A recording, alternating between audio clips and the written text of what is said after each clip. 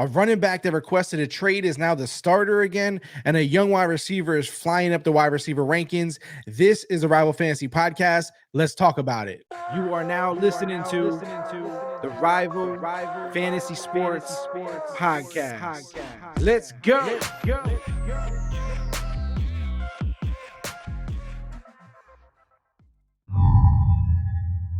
Rivals of the week for week 14. You know we have to get to them. You know we got to praise them. You know we got to show respect to them. We got to give the flowers to the players who played the best in week 14. You may be on this list for multiple reasons. You may have scored the most points. You may have been a shocking guy at the top, towards the top of the charts. It could be all kinds of things, but it's all about week 14 production. At quarterback is Jalen Hurts. I couldn't leave him off the list. I don't care if somebody scored more points. Listen, Jalen Hurts was a guy who a lot of people doubted coming out. A lot of people said he couldn't throw the ball good enough. He wasn't the guy. He wasn't going to be the man. Who else is going to be here? Give these guys some other quarterback. And Jalen Hurts has just done nothing but ball ever since. He's just led this team, led these men to victory. 380 passing yards, 12 rushing yards. Not a lot, right? Now he's definitely had more than that, but still 3 passing touchdowns, 1 rushing touchdown, 34.4 fantasy points. Jalen Hurts had himself a day. At running back, Christian McCaffrey, again, he may not have led all running backs. I forget if someone else ended up surpassing him. Doesn't matter because he's a 49er now. This is Christian McCaffrey having a really good week with his new team. We talked about how it could be iffy sometimes, but he's still Christian McCaffrey. 66 rushing yards, 8 receptions, 80 receiving yards, a receiving touchdown, 28.6 fantasy points. Shout out to UCMC. At wide receiver, my boy Davante Adams, the Raiders' very own. 8 receptions, 177 yards, 2 touchdowns, 37.7 fantasy points. He has come up huge connecting with Derek Carr out there, whether it's overtime, whether it's the end of the game, the beginning of the game. Davante Adams has been fire. He's been crushing it. If you look at the stats, they might shock you. I know it's a little quiet in Vegas. People aren't paying as much attention because they haven't been playing so well. This dude is absolutely ripping it up. Davante Adams, you are our rival of the week at wide receiver. And at tight end, a down week. No tight end went over 15 fantasy points. It was just not great at tight end in general. But Greg Dulcich, 6 receptions, 85 yards, no touchdowns. But imagine if he did. Imagine what he could have did, what kind of game he could have had. So this connection is starting to kind of brew here with him and Russell Wilson. We'll see if they can get consistent. We'll see if they can get some touchdowns out of these. But you are our rival of the week at tight end. Greg Dulcich, 6 receptions, 85 yards, 14.5 fantasy points. Kudos to you, sir. And those are our rivals of the week for week 14. It's time to talk about the 3 things that we learned for week 14. We're going to start with Geno Smith. Geno Smith really is a top 10 quarterback in 2022. As crazy as that statement sounds, it's one of those statements where I never expected that I would ever say it. I never thought it would be a real statement. I never even thought about it being a statement. I never even thought about Geno Smith being a thing in 2022. I honestly, it was completely off my radar. When we were going into the season, I totally expected, for some reason, Drew Lock to be the starter in Seattle, especially since the Seahawks had traded for him. They got Noah Fant in the deal. I'm just thinking this feels like, you know, they're replacing Russell with Drew Lock. That was the reason for the deal. They believed in him maybe. And in this case, Geno Smith outplays him, wins the job, and has never given it up. Even when Geno Smith became the starter, I'm thinking, okay, they'll try Geno Smith out, let the vet, you know, do his thing. And if he doesn't do well, then they'll just put Drew Lock in. I even wonder, like, did they anticipate this to happen this way? Did they trade for Drew Lock, you know, under the assumption that somebody there thought that he would be the starter or become the starter? And it doesn't feel like that, right? Because, I mean, Geno Smith isn't old. In this case, you got Geno Smith balling out. Now Drew Lock is literally just a backup. That's all he'll be, because we're not developing, you know, this guy to start next year, in my opinion. I think that the way Geno Smith is playing, you don't move on from him right now. So Geno Smith is really a top 10 quarterback. I'm saying that. It sounds crazy saying it. Did I just say that? I did say it. Geno Smith is a top 10 quarterback in 2022. And that goes for all the reasons that you could think of in terms of a statistics-based thing, whether it's, you know, how the team performs. Like, he's just their best option. It is what it is. There's nothing you could do about it. It's just the facts. Like, it's just the facts of what it is. Even if you look at the season rankings for Geno Smith, he is in the top 10, right? I'm not just being narrative Neil right now. I'm being fact-based Neil. He is a top 10 quarterback. he's doing everything he needs to do. He's getting the touchdowns. His interception ratio to the touchdowns is solid. So he hasn't thrown a lot of them. He's running with the ball. He's doing everything you need to do. Seattle's struggle is you can't really put it on Geno. It's not his fault. He's doing pretty well overall. And so from a fantasy perspective, he is a top 10 quarterback. He's a guy that you could trust to use, even on rivalfantasy.com. When you're playing on rivalfantasy.com, and Geno Smith is a slick guy to use, especially in challenges. And you see challenges where it's Geno Smith versus Tom Brady, Geno Smith versus Aaron Rodgers, Geno Smith versus other guys who are these veterans who have this name presence. That's where you can get people. So, play some bets on Geno Smith in that case. Or if you see someone placing a bet on someone, like I said, Tom Brady, these even Dak Prescott sometimes. There's just certain guys that people like more. They're more name recognized. They're more liked by their franchise, or that people are biased towards them, and they're not playing as well as Geno. So it's an opportunity for you to, play something in Rival Fantasy on challenges where you can take advantage of that. Also, if you need a quarterback in your league, you're making this playoff push, he's not a bad guy to target in trades. If your trades is still open in your league, he's a guy to get while people think less of him, or someone's thinking, hey, I'm not going to build my franchise with him. Or if you're in, whatever the case may be, someone may not be so in love with Geno Smith. He's just a great target all around. But it is true, by end of season, Geno Smith is a top 10 quarterback in fantasy in 2022. That's a statement I never expected to say, but it's crazy and it's true. The next thing we learned to apply to our week 14 lineups, starting lineups, rosters, everything is that Cam Akers is back. He's back. He is back. He had 60 rushing yards, 2 touchdowns.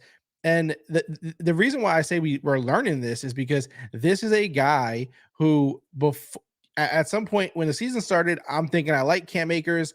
The injury thing hopefully is behind him. No big deal. And then the season starts to play out. He's not getting a lot of work. He's asking for a trade, and things are just ugly with the Rams right now. Overall, the Rams are in a much worse place than people expected or than they expected. And so you're thinking, okay, this is bad. But then you're thinking, well, they're going to trade him, so we're good, right? Like, we're fine. They're going to trade Cam Akers. He'll land somewhere that, wants to use him and trust him and believes in him, and we'll be fine, right? We'll recover. That doesn't happen. So now you're thinking, this is really bad, right? Like, this team is not trading him. They're also not going to play him. And then they get rid of Henderson and things just start falling into place. And Akers is the guy. Like, he's the starter there. This week, he was the running back, to have with the Rams, and he is the running back to have going forward with the Rams. It's been an interesting ride, an interesting journey, but you can't, dismiss the 2 touchdowns. To get touchdowns like that, the team clearly trusts him. They're giving him the work. They need playmakers. They've lost a bunch of wide receivers. They lost guys. Things are just not, flowing how they expected to. So this is a great situation where Akers has really stepped up now. He's going to get the ball a lot. He's a playmaker. Cam Akers is a player you need in your starting lineup going forward into the playoffs until they prove otherwise, until the Rams prove they're not going to play him or they're going to switch to a different guy. That's fine. But right now, you can tell with the way this offense is working, and we'll talk more about some other guys. I don't know if it's on today's episode, but maybe the next episode you'll catch it. We'll talk about some other players in the Rams offense who are worth considering. The last thing that we learned going into week 14 is Christian Watson was the only wide receiver in the top 20 who had only 6 targets. He's straight up balling right now, going off. He is rising, shooting up the charts at wide receiver. For your rankings, for your lineups, he's got to be in your starting lineup every single week. There's no question about it. I don't care who he's playing. I don't care who the quarterback is. Christian Watson is that good. He is a guy you're targeting in trades if you're willing to pay for him. He is going to ball out. This is not a fluke. This is not a one-off situation or, oh, he's gotten hot for a couple of weeks, it's going to die out. No, Christian Watson is legit. He's balling out there. If you just look at the last 4 weeks, we're talking about 2 multiple touchdown games. Actually, no, 3 multiple touchdown games because he even had a rushing touchdown. He's had, 3 in week 10, 2 in week 11, 1 in week 12, and 2 in week 13. It don't get hotter than that. It doesn't get hotter than that. So this is a guy you need on your teams. If you have a Christian Watson right now, you're heading into the playoffs, you can't be more excited. This is the kind of guy that you look for to be a league winner, right? And he might not have been starting in your roster earlier in the year because he was hurt. And the Packers were still figuring things out. They had Romeo, going off for a little bit. They believed in Alan Lazard. All these things were happening, but Christian Watson, even with limited targets, the last 3 weeks, he's only had 6 targets each game, but they're getting him involved in the running game a little bit, not even a ton, just like enough to make things happen because he's so fast. He's such a playmaker that he's one of those guys where you go, he's getting limited targets. He's not doing a lot in the running game. You're saying he's getting involved in the running game. He is. Just those limited targets are all it's taken to go off. So you imagine if you increase those targets, you get to 8 targets or you get to 10 targets, what this guy is capable of. But even in the limited workload, he's going crazy. He's going off. He has shot up the rankings. Like right now, if you're thinking about wide receiver rankings, if you're doing tiers, if you're doing projections, he's at the top. Not number one, I'm saying, but you get the point. He's up there with the best of them. So this is great. This is great. And for Packer fans, you got to be happy for them, right? Like they trade away Devontae Adams. Which, I mean, can you imagine if they had Devontae Adams and Christian Watson right now? It'd be crazy. And Rodgers would officially have, the wide receiver weapons that everyone, complains about. And this is why they complain about it, because they traded Devontae Adams. But this is just such a great situation in fantasy and in real life football. It's great to watch the Packers offense with Christian Watson out there. So a lot of love for Christian Watson. He's shooting up there again, even with only 6 targets. He's crushing it.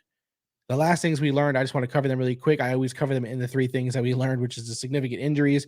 I'm not going to get into details because this is, being recorded earlier than when you'll hear about a lot of these guys potentially and what actually is, taking place, whether they're missing games, whether they're out for a prolonged period of time, whether they're back already. But Lamar Jackson hurt, Jimmy G hurt, Kenneth Walker hurt, Aaron Jones, Jalen Waddle, Treylon Burks, Chase Claypool. These are all guys that are significant, that matter, that are potentially in your starting lineup, that are on your roster, that you're going to have to cover for.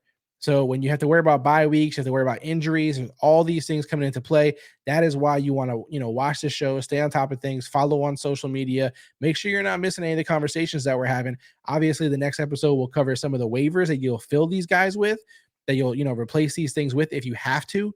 But again, through this episode, right, through Rivals of the Week, three things we've learned, the stock exchange, ups and downs that we're going to talk about next, all these kind of things, and the waiver episode next.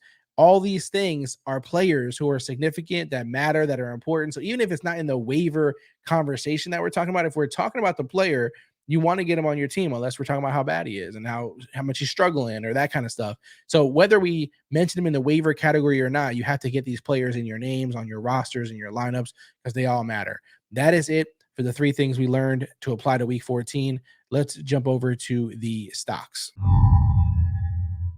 It's time to talk week 14 top 5 stock value changes in fantasy football. Guys, listen, all across the board, players' values go up and down. They move around. They stay the same.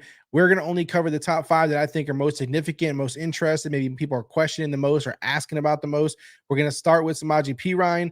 I'm going to say stock up here simply for the fact that when he was brought up here to cover for Joe Mixon, if you recall, got a concussion. He went into concussion protocol, meaning, with that kind of injury, I know it's not a bone injury or a muscle injury or this or that, but with the concussions, we never really know what's going to happen, right? Some teams, a guy comes back the next week like nothing happened. Sometimes they're out for 2 weeks, 3 weeks. It really just depends. In this case, Mixon was honestly out longer than I thought he would be. And when Perine came in to fill in for him, you're thinking, all right, I mean, he's not going to be Joe Mixon. He'll do some modest stuff. In the first game that he filled in completely for him, in week 11, I believe it was. He only had 30 rushing yards, but he had 52 receiving yards on 4 catches and 3 touchdowns. And you're like, all right, I see you. I see you, Perine. I see what you did there. A little fluke. I get it. But then the next game he had to play in week 12, he goes for 58 rushing yards, obviously a few more attempts. Then he gets 4 receptions, 35 receiving yards. You're like, okay, all right, we're acknowledging this now. At this point, we're not going to act like this isn't happening. This is legitimate, right? So he covers 2 weeks in a row for Mixon, and you're thinking, okay, well, Mixon's got to come back soon. He probably won't be out 3 weeks for the concussion. He was. Then in that game, week 13 versus Kansas City, he gets 106 yards rushing, no touchdowns this game at all, but then 6 receptions for 49 yards, which is significant again. So 3 weeks, almost 3 weeks of 20 points or more. Just missed it on week 12, but this is, legitimate. This is legitimate numbers.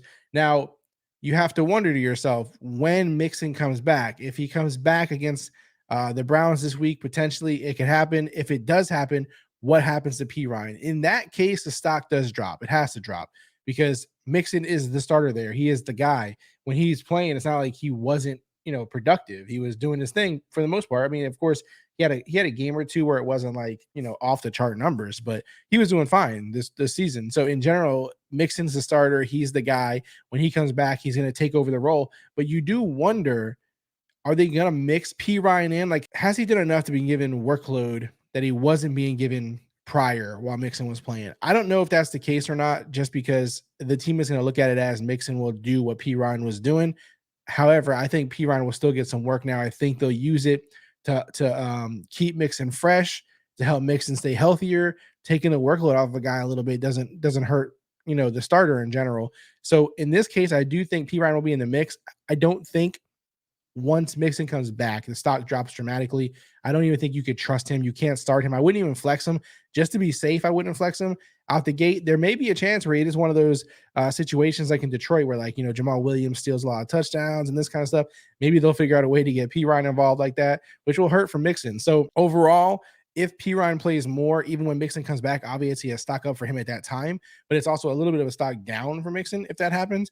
If when Mixon comes back, he just takes his whole role back and P. Ryan is, not used, and it's stock up for Mixon, of course, or, back to his relevancy, and stock down for P. Ryan. So a little bit of a up and down depending on the variable there for P. Ryan. But I just wanted to talk about him in the stock change here because I just think that a lot of people are asking about him. They're questioning it. They're trying to wonder. They're trying to make the playoffs right now, and P. Ryan's been helping them off the bench or off of waivers, even whatever the case may be. And you're kind of asking yourself what's going to happen here. So that is that. Next guy on the value stock changes here is Mike White. For me, he stays the same. I'm not going to drop his stock. I'm also not going to raise it, but he battled out there. He got a lot of yards, no touchdowns. That was the big drawback from a fantasy perspective, was that he didn't throw for any touchdowns. So of course, if you started Mike White, that was, a bummer that you weren't excited about that. It wasn't like the greatest thing in the world, because obviously we need touchdowns if we want points. But even without the touchdowns, he still finished in the top 10 last week in week 13. So you can't stock down him, in my opinion, because you got to imagine where he would have been if he did get a touchdown. So in this case, Mike White stock stays the same because I was already high on Mike White. If you watched last week, I already liked him. I already thought Mike White did good. Again, this offense flows with Mike White. I like the way he battled. He did throw the 2 interceptions, which was disappointing. I didn't like that because last season when he played, he also threw a lot of interceptions. So that's a bad sign. But again, if you're making plays happen and you're doing things and you're running the ball and you're throwing the ball, you can kind of deal with that a little bit. Correction, he did not throw a touchdown, but he did run for a touchdown. My bad on that. So yes, this is the kind of stuff I'm saying. If you're running for touchdowns, you're throwing the ball for over 300 yards, you're battling for your team, you're keeping them in the mix. Even if you throw a couple of interceptions, he's still relevant in fantasy because of that. For your real team, the Jets fans and the organization can argue about whether they want to keep Mike White. But from a fantasy perspective, he's doing more than enough. So for me, the stock stays the same. I'm not running off. The stock doesn't drop for me because of 2 interceptions and no passing touchdowns. For me, Mike White stays the same. He battles, man. You can't deny it. So that's where I'm at with Mike White. Amon-Ra St. Brown, stock up. Now, listen, I personally had his stock super high to start with. Last season, I loved him. I had a video out about him last year before the season started. And here we are with St. Brown. I mean, just balling. His stock up is a perspective one because in general, again, I don't know if everybody else was as amped on him as I was, prior to the season. And then after last season, I don't know how you could have been down on him. There was some people who would say, the workload is going to shift, to the new draft pick, to DJ Chark, to these guys. And so it's going to alleviate Brown from all this work. But that's not the case. Like, when you have someone who's this good, he's going to get the work. Like, there's no denying it. And he's getting crazy work. The targets for St. Brown are crazy. And so you love it. You love it. You're soaking up every second of it and you're enjoying it. And that's all there is to it. Don't sweat it. Don't worry about it. Don't question whether it's going to get moved to another player. Don't worry about Jameson. Don't worry about any of these things. Fantasy managers need to start recognizing him as a top 5 wide receiver. Yes, St. Brown is a top 5 wide receiver. I said it. Stock up. Again, perspective based because he was already stock up for me.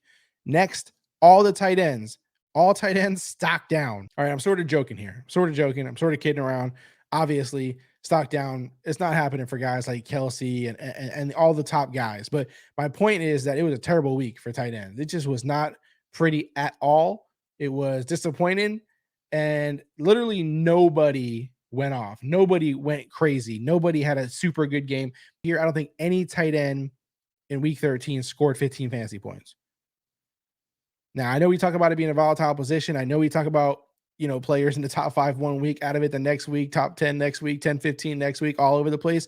But not one player scoring 15 points is crazy. So all tight ends stock down for week 13, heading into week 14.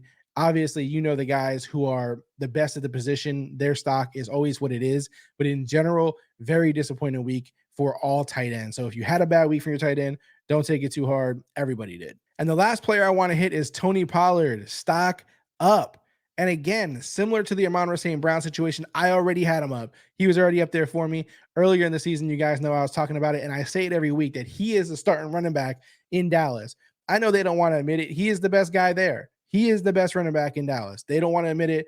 Longtime fans of the team don't want to admit it just because they all love Ezekiel Elliott. That's fine. You guys can love him, but we all know Tony Pollard is the man there. What's funny to me is Jerry Jones is still getting in the way of this. He's still getting away. The Cowboy coaches are trying to get him out of the way. They're trying to say, hey, listen, we got to start Tony Pollard. How do we do it?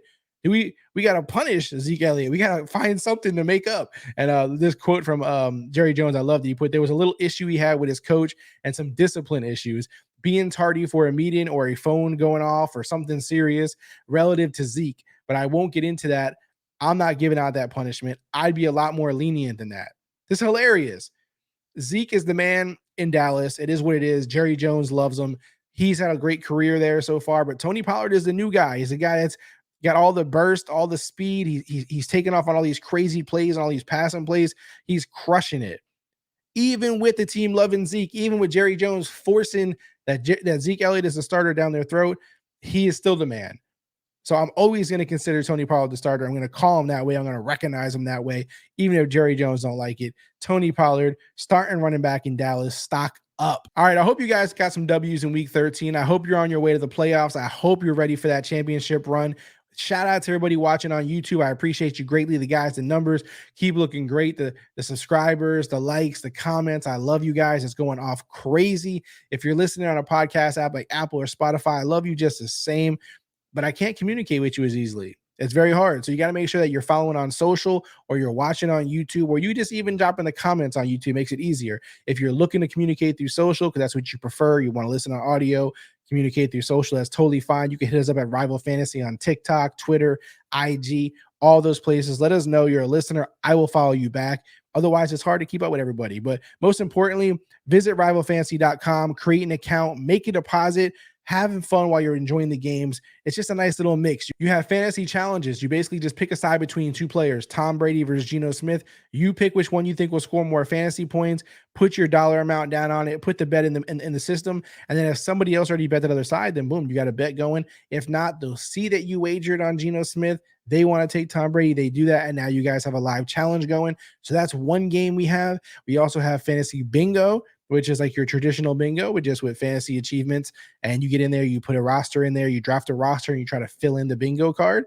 And the last option is fantasy book, similar to just picking over and under, but this way on fantasy points. So you're picking the over under on fantasy points, 2 to 5 players. You can mix between sports like football and basketball, whatever you feel like doing. Get in there, use the promo code RIVAL. You will get a 100% loss protection up to $50. What you do is I'm going to tell you how to do it really easily. You sign up. When you sign up, promo code RIVAL, make your deposit. And then once you made your first deposit, any losses you make up to $50, 100% of that will be refunded after that first deposit. So your first play up to $50, refunded 100%. We got you covered. Again, use the promo code RIVAL for that. Otherwise, guys, thank you for subscribing. Thank you for liking the videos. Thank you for leaving comments. I love chopping it up with you guys in there every single week. You guys make fantasy football, fantasy sports in general, way more fun. Shout out to you guys. This is the Rival Fantasy Podcast. We're out.